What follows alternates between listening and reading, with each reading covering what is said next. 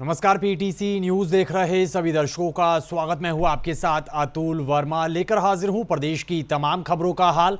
Bulletin का आगाज करेंगे, लेकिन सबसे पहले एक नजर हेडलाइंस पर। हरियाणा में अभी जारी रहेगा बढ़ती गर्मी का सितम। चंडीगढ़ मौसम विभाग ने 14 जून के बाद मौसम में बदलाव की जताई आशंका। करनाल में जमीनों पर कब्जे के खिलाफ लामबंद हुए किसान, सचिवालय पहुंचकर किया रोष प्रदर्शन, रेत कारोबारियों पर लगाए आरोप। सिरसा में 3 दिन में हत्या का दूसरा मामला, मीरपुर कॉलोनी में महिला की हथौड़ा मारकर हत्या, पति पर लगा हत्या करने का आरोप। पाकिस्तान के लिए जासूसी करने के आरोप में गिरफ्तार यूट्यूबर ज्योति मल्होत्रा की बड़ी न्यायिक हिरासत, 23 जून को होगी अगली सुनवाई। और झज्जर में फिर दिखा तेज रफ्तार का कहर, अनियंत्रित स्कॉर्पियो गाड़ी खाई में गिरी, हादसे में स्कॉर्पियो चालक की मौत।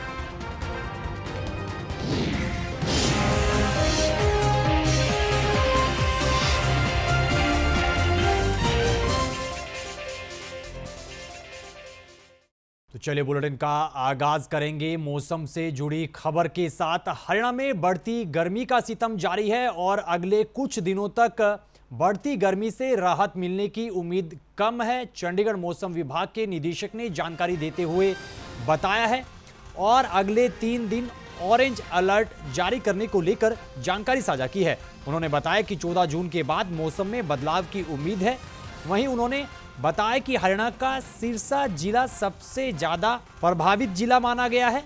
उन्होंने बताया कि सिरसा जिले में सबसे ज्यादा 45.8 डिग्री तापमान दर्ज किया गया है, जो कि 1 से 2 डिग्री तक और बढ़ने की संभावना है।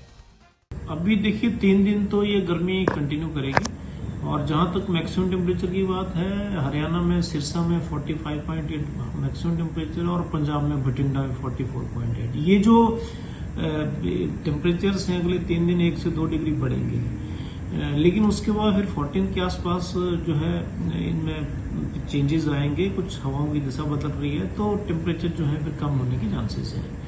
और उसके बाद जो है 14 के बाद बीच बीच में आइसोलेटेड थंडरस्टॉर्म एक्टिविटी भी होगी। तो कुल मिला के अभी 3 दिन जो है हमने ऑरेंज अलर्ट रखा हुआ है और हीट वेव कंडीशंस की वार्निंग रखी है। बारिश को लेकर तो अभी नहीं है, लेकिन जैसे मैंने कहा कि 14 के बाद बीच बीच में थंडरस्टॉर्म एक्टिविटी जैसे पहले हुआ करती थी उसकी संभावना है। तो मैक्सिमम टेम्परेचर जो है अभी सिरसा, हिसार, फतेहाबाद ये 45 की रेंज में है और हाईएस्ट सिरसा, और पंजाब में जो है बठिंडा, फजीलका, अबोर, मुक्तसर इन इलाकों में हाईएस्ट है। 44.8 बठिंडा हाईएस्ट रहा।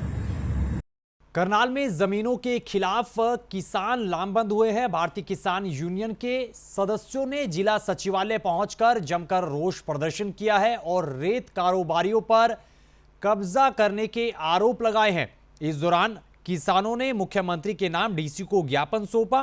किसान नेता ने कहा कि गांव मुस्तफाबाद में किसानों की करीब 24 एकड़ जमीन पर रेत कारोबारियों की तरफ से कब्जे की कोशिश की जा रही है, लेकिन किसान ऐसा बिल्कुल भी नहीं होने देंगे।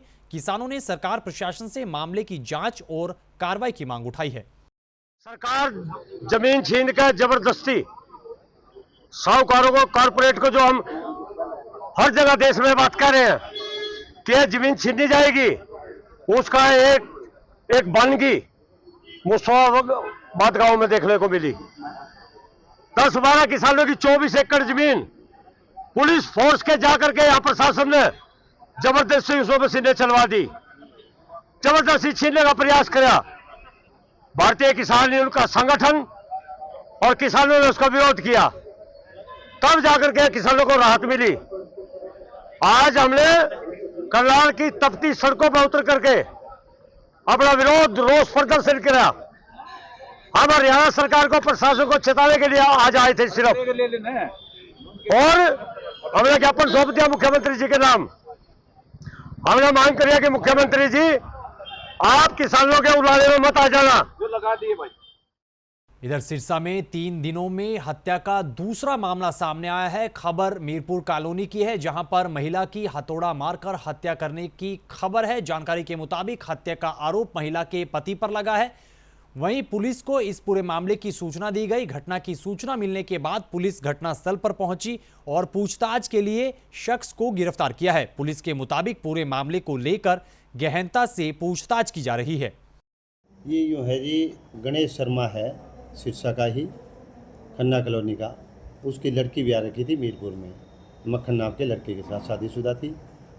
तो आज सुबह हमारे पास इंफॉर्मेशन आई है भाई मक्खन सिंह ने उसके सिर में चोट मारकर उसकी हत्या कर दी है। जो हम मौके पे गए थे, मौके पे जाके डेड बॉडी को देखा और उसकी एफआईआर दर्ज कर दी है मक्खन के खिलाफ और उसको राउंड अप कर लिया। जल्दी उसको अरेस्ट करके और कोर्ट में पेश करेंगे। क्या कारण रहेगा मर्डर के पीछे? इसमें अभी यही सुनने में आया है, जो हमारी जांच में अभी तक जो मामला आया है भाई, जो मक्खन की ये घरवाली है आरती, उसका किसी लड़के के साथ नाजायज़ संबंध थे, जिस संबंध में मक्खन की और इसकी घरवाली की आपस में लड़ाई झगड़ा रहता था और उसी के कारण कल इनका शाम को झगड़ा हुआ था, जिसके कारण आज सुबह 5 बजे मक्खन ने अपनी घरवाली का मर्डर कर दिया। अभी तक जो चोट देख के ऐसा लगता है कोई थोड़े टाइप कोई चीज़ का प्रयोग कराया है, हाँ, कोई शार्प चीज़ नहीं है।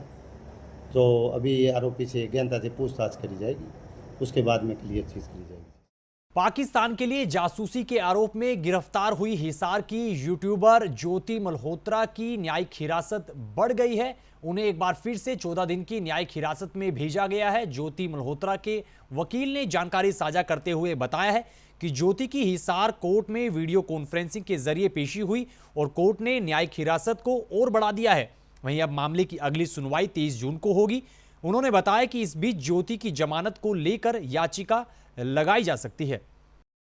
देखिए, पुलिस ने 9 डेज पुलिस रिमांड के बाद में ज्योति को 26 मई को कोर्ट में पेश किया और as per procedure JMICC Sunil Kumar ji ने उनको 14 डेज की जुडिशियल कस्टडी में जेल में भेज दिया और वो कस्टडी आज 9 जून को पूरी हुई और उनको दोबारा कोर्ट में प्रोड्यूस करना जरूरी था। तो वो आज थ्रू वीडियो कॉन्फ्रेंसिंग ज्योति मल्होत्रा की कोर्ट में पेशी हुई है और उनको फिर से 14 डेज की जुडिशियल कस्टडी में भेज दिया और उनको 23 जून को दोबारा कोर्ट में प्रोड्यूस किया जाएगा। तो जमानत याचिका के लिए कोई अर्जी आपकी तरफ से? जमानत याचिका ड्राफ्ट की जा रही है और अगर सब कुछ ठीक रहा और मोस्ट प्रोबेबली इसी वीक हम उसको कोर्ट में फाइल कर देंगे। देखो, अभी एफआईआर के अलावा पुलिस के जो डॉक्यूमेंट कोर्ट ने दिए हैं उसमें भी ऐसा कुछ खास नहीं है और जो मीडिया में पुलिस ने जो अपने बयान दिए, स्टेटमेंट दिए, उसके अंदर भी ऐसा कुछ नहीं लग रहा है। तो हम अपनी जमानत याचिका उसी बेस पे आधारित रहेगी और हमें पूरा यकीन है कि जब कुछ मिला ही नहीं है, कुछ मिलता तो पुलिस कोर्ट को ही बताती या मीडिया को ही बताती। तो अब यह पुलिस के जवाब में पता लगेगा कि कुछ मिला या नहीं मिला है। खबरों में आगे बढ़ते हैं, अगली खबर का जिक्र करेंगे। खबर झज्जर से है। झज्जर में एक बार फिर से तेज रफ्तार का कहर देखने को मिला है। यहां पर एक अनियंत्रित स्कॉर्पियो गाड़ी खाई में जा गिरी। इस हादसे में स्कॉर्पियो गाड़ी चालक की मौत की खबर है, जो कि गांव दुबलदन का रहने वाला था और ग्वालिशन अपने किसी परिचित से मिलने के बाद गांव लौट रहा था। इधर हादसे की सूचना मिलने पर पुलिस घटनास्थल पर पहुंची है। स्कॉर्पियो गाड़ी को बाहर निकालकर शव को पोस्टमार्टम के लिए झज्जर के नागरिक अस्पताल में भिजवाया गया है। फिलहाल पुलिस इस पूरे मामले की जांच कर रही है। सर, ये जो लड़का है सन्नी, इसकी उम्र लगभग 20 वर्ष है और सन्नी इसके पिताजी का नाम है सोमवीर और गांव है इनका दुबलदन और पन्ना है विद्यान। ये हमारा बेरी थाने के अंदर पड़ता है ये गांव, झज्जर डिस्ट्रिक्ट के अंदर। ये लड़का अपने किसी साथी के पास गवालीसन गांव में गया था और गवालीसन गांव से ये अपने घर पे लौट रहा था। स्कॉर्पियो गाड़ी इनके घर की ये गाड़ी है और जो ये नज़दीक गांव खेड़ी खातीवास के नज़दीक पहुंचा तो गाड़ी अनबैलेंस होने के कारण इसको ये इंसिडेंट हुआ है। ये इनको चोटें लगी जिसके कारण इसकी मृत्यु हो गई। पोस्टमार्टम करा दे। अभी इनका पोस्टमार्टम डॉक्टर साहब द्वारा किया जा रहा है और पोस्टमार्टम करवा के और इनकी जो हवाले नाश इनको वासन किया जाए। खबरों में आगे बढ़ेंगे, अगली खबर का जिक्र करेंगे। केंद्र सरकार के तीसरे कार्यकाल और 11 साल पूरे होने पर आप नेता सुशील गुप्ता ने बयान दिया है, सरकार को आड़े हाथ लिया है। उन्होंने कहा कि देश भर में 80 करोड़ आबादी गरीबी रेखा से नीचे है, जो कि राशन ले रही है। वहीं दूसरी तरफ प्रदेश का युवा बेरोजगारी से परेशान है और विदेश जाना चाहता है। तीसरे कार्यकाल और 11 साल, 80 करोड़ लोग 5 किलो अनाज की लाइन में, गरीबी रेखा से नीचे। हरियाणा का हर युवा बेरोजगारी से परेशान और विदेश जाना चाहता है, डंग की रास्ते से जाना चाहता है, गोली मारी जाती है, फिर भी परिवार मजबूर है। आज पंजाब के अंदर विदेश गए हुए बच्चे वापस आ रहे हैं, परंतु हरियाणा के अंदर आज युवा मजबूर है, नौकरी मिल नहीं रही, बेरोजगारी चरम सीमा पे है। इस 11 साल के अंदर सेना की डायरेक्ट भर्ती बंद कर दी। इस 11 साल के अंदर कानून व्यवस्था चरमरा चुकी है। हरियाणा में कांग्रेस के संगठन विस्तार को लेकर चरखी दादरी पहुंची कांग्रेस ऑब्जर्वर और राजस्थान की विधायक ने पार्टी कार्यकर्ताओं से रायशुमारी की है, चर्चा की है, उसके बाद प्रतिक्रिया दी है। उन्होंने कहा कि राहुल गांधी की अगुवाई में हरियाणा में मजबूत संगठन बनाया जाएगा, संगठन का विस्तार किया जाएगा। इस दौरान उन्होंने और क्या कुछ कहा है, सुनेगा। सभी प्रमुख नेता हरियाणा के वहां मौजूद थे और संदेश एक ही था कि सुनो सबकी और करो वो जो कांग्रेस के लिए बेहतर है, कांग्रेस को संगठन को मजबूत कर सकता है, जो कांग्रेस की विचारधारा और कांग्रेस के लिए काम कर सके।